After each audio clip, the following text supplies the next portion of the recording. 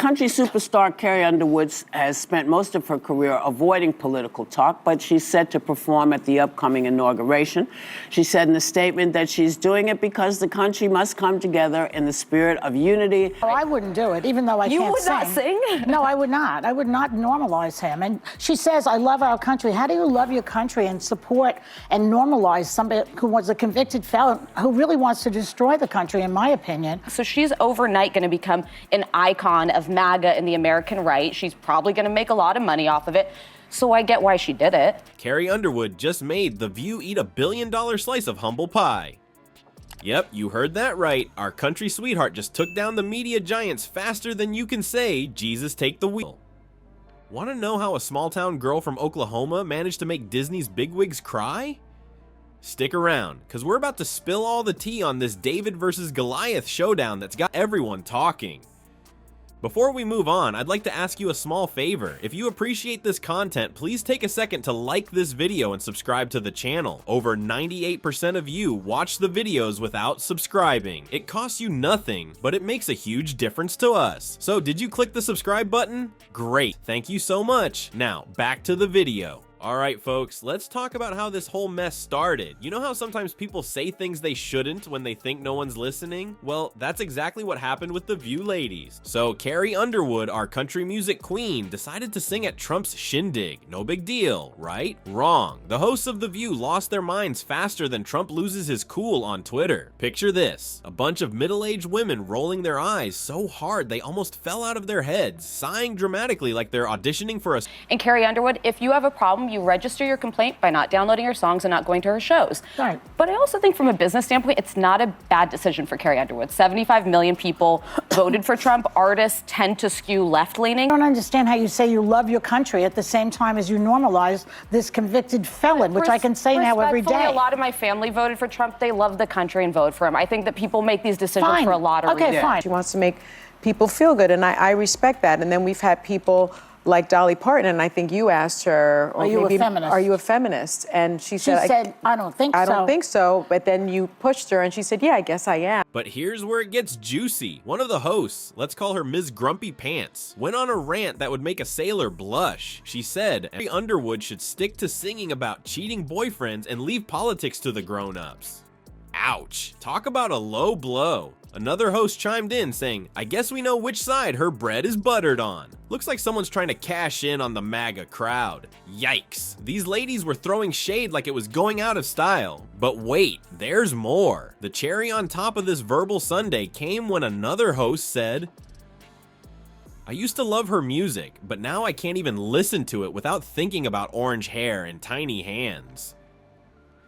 Talk about hitting below the belt. Poor Carrie. She probably thought she was just doing her job, singing for the president and all, but nope. The View crew decided she was public enemy #1. They kept hammering away at her day after day like a bunch of angry woodpeckers on a sugar high. And guess what happened next? Carrie's career took a nosedive faster than a lead balloon. Her album sales dropped, radio stations stopped playing her songs, and even her dog started giving her the side eye. Okay, maybe not the dog part, but you get the picture. Hold on to your cowboy hats, folks, because I personally hope we're moving beyond the era of politics where we want to cancel people's livelihoods because we don't like their politics. And whether it was the Dixie Chicks for criticizing George Bush, didn't agree with it then. Okay. Oh, no one else had any So thoughts? there we are. No, we've had people like Reba McEntire come on Yes. and say that, she doesn't want to talk about politics. She just wants to sing. I would not be the person to say don't do it, because I believe in free speech and everything about it. I personally would not do it. No one's asked me, but that's another story. I would love for you to do a roast at the Trump inauguration. Yeah. was about to serve up a dish of revenge so cold it'd make a polar bear How does $1 billion lawsuit sound for an encore? Our country queen wasn't about to let some chatty Cathys on daytime TV ruin her career. Nope. She had an ace up her sparkly sleeve that would make The View wish they'd kept their trap shut. Carrie decided to fight back harder than rodeo. She rounded up a legal dream team that'd make even jealous. These lawyers were sharper than Carrie's high notes and ready to take on the big bad mouse house. Disney, thinking they were untouchable, threw everything but the kitchen sink at Carrie, but our girl wasn't backing down. Now, you might think this was just another celeb throwing a hissy fit, but Carrie's team came packing more heat than a Texas barbecue.